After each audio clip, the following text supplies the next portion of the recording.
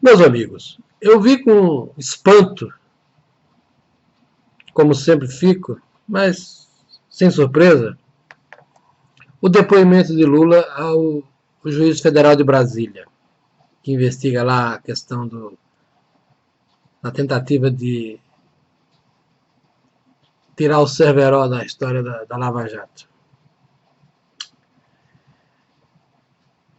O Lula se fez de vítima, se diz um perseguido. É bom tentar entender o que ele quer dizer com isso. Quer dizer, qualquer notícia negativa que tenha fundamento e que seja dada pela imprensa é para ele uma perseguição. Só que notícia não é perseguição. Notícia é notícia. Lula foi presidente da República, é um político notável, enriqueceu na vida pública. É um homem que é notícia, naturalmente. Agora, as notícias negativas que são geradas foram por ele mesmo. Ele que entrou na Lava Jato porque liderou a Lava Jato. Ele que foi dedurado pelos seus comparsas. Cada dedurada comporta outra sequência de inquéritos. Ele já tem uma meia dúzia de processos abertos contra si e provavelmente terá outros mais. Se fazer de vítima é de uma hipocrisia, é de uma pouca vergonha. Quer dizer, eu fiquei espantado. Se eu fosse o presidente daquele inquérito lá, se eu fosse o juiz lá que tivesse, eu não permitiria que o Lula fizesse da digna presença da justiça, na pessoa do juiz e dos procuradores, um palanque. É como se a coisa tivesse se invertido, né? Era o Lula que estava julgando lá quem o questionava. Eu confesso para vocês que cada vez que eu vejo aquele sujeito com cara de pinguço, recém-saído de um boteco, falando naquela estridência e batendo no peito da sua bondade, do seu bom governo, da sua piedade para com os instituídos, sua história de subversão, sua história de greve, sua história disso, daquilo, não teve vergonha de dizer que recebe uma pensão por ter da lei da anistia, essas coisas vergonhosas que tem no Brasil. Enfim, meus amigos, eu acho que o Lula realmente consegue ser midiático no sentido mais expressivo do termo. Ele com aquela preguiça, a prática dele é sempre a mesma, ele nunca muda. Né?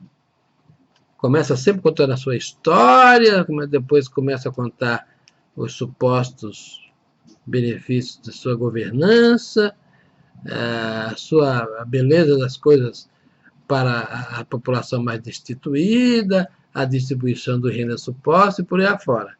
Quando é evidente que acontece muito ao contrário, ele jogou o Bahia na mais profunda crise da história econômica do Brasil. Estamos aí, 13 milhões de desempregados. A inflação só não está alta porque a recessão é brutal.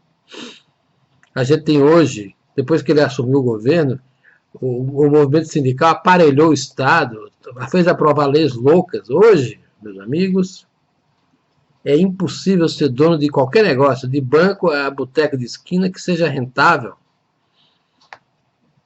Porque você acaba basicamente trabalhando para dar dinheiro para o governo e para dar dinheiro para os empregados.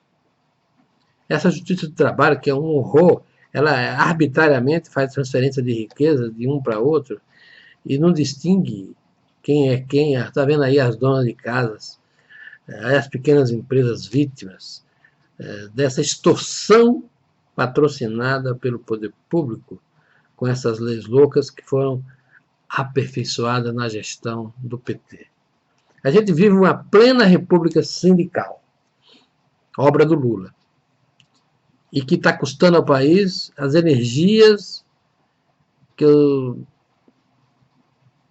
acho que essas vão fazer falta para uma retomada. Ninguém quer dar emprego no Brasil.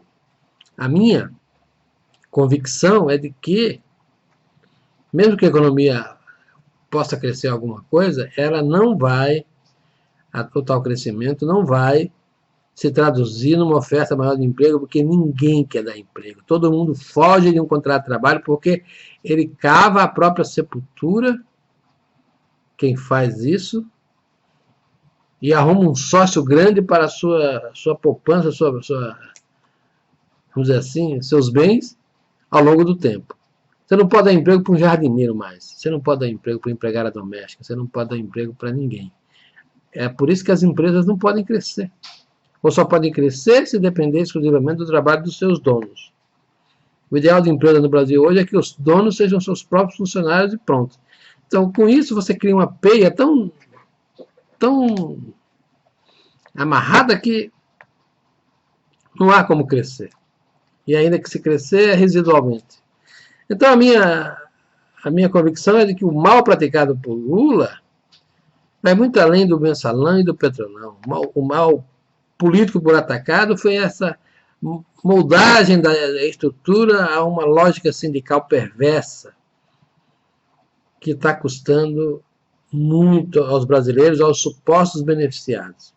Vejam vocês que desses milhões e milhões de desempregados, o grosso dessa gente são aqueles destituídos, a nova classe média do Lula, que no primeiro momento se deu bem com as mudanças, mas agora não tem como, não tem Cristo que faça o sujeito arrumar um emprego. Ninguém quer dar emprego, ninguém pode dar emprego, porque senão ele é sacrificado imediatamente, porque arruma um sócio para o seu patrimônio. É uma questão de tempo. Essa lei aí do FGTS, que obriga o patrão a pagar 10% de multa, eu estava fazendo conta, quanto tinha de chegar? Assim, eu falei, ué, mesmo uma empresa rentável, no presente momento, num dado momento inicial, depois de 2, 3 anos, se a força de trabalho não tiver turnover, e mesmo que tenha, a sua rentabilidade será devorada pelo tal multa do FGTS.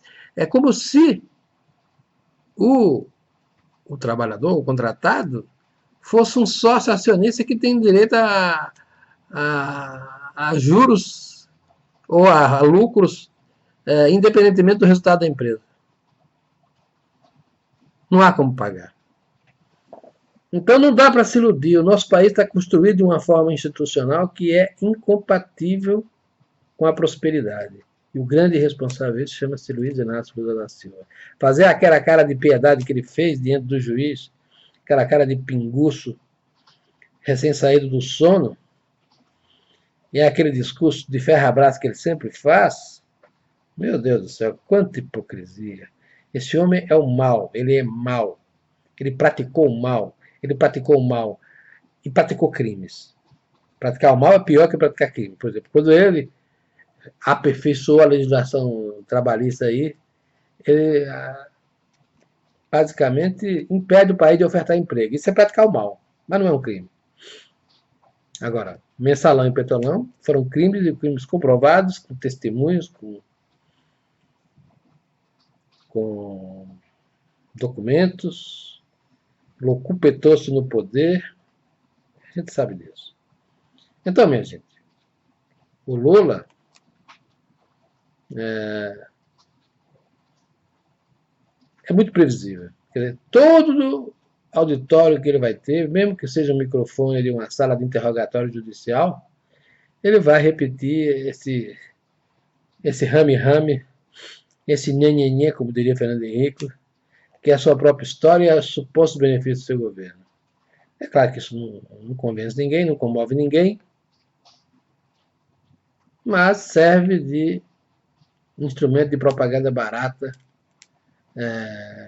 para quem ainda não está devidamente informado. Mas os desinformados, hoje, estão ficando muito poucos, porque quem está desempregado, quem não consegue se situar na vida e intui, não precisa ser muito informado, basta ser um pouco inteligente, intui que as coisas foram erradas porque fizeram tudo errado, e está tudo errado, e tudo precisa ser refeito, então as pessoas vão enxergar que boa parte da autoria desse mal, esse mal-estar econômico que está no país, é do seu Luiz Inácio Lula da Silva e do seu partido que governou por tantos anos. E que em boa hora foi destituído. Não é por acaso que a classe política que associou-se a ele foi obrigada a lhe dar um pé no traseiro bem redondo e tirá-lo junto com seus postes e seus asseclas do poder. É claro que o ato seguinte o eleitorado também o fez. A gente viu como foram as eleições últimas aí. Aqui em São Paulo corremos com o prefeito PT. O Brasil afora o PT foi derrotado, vamos dizer assim.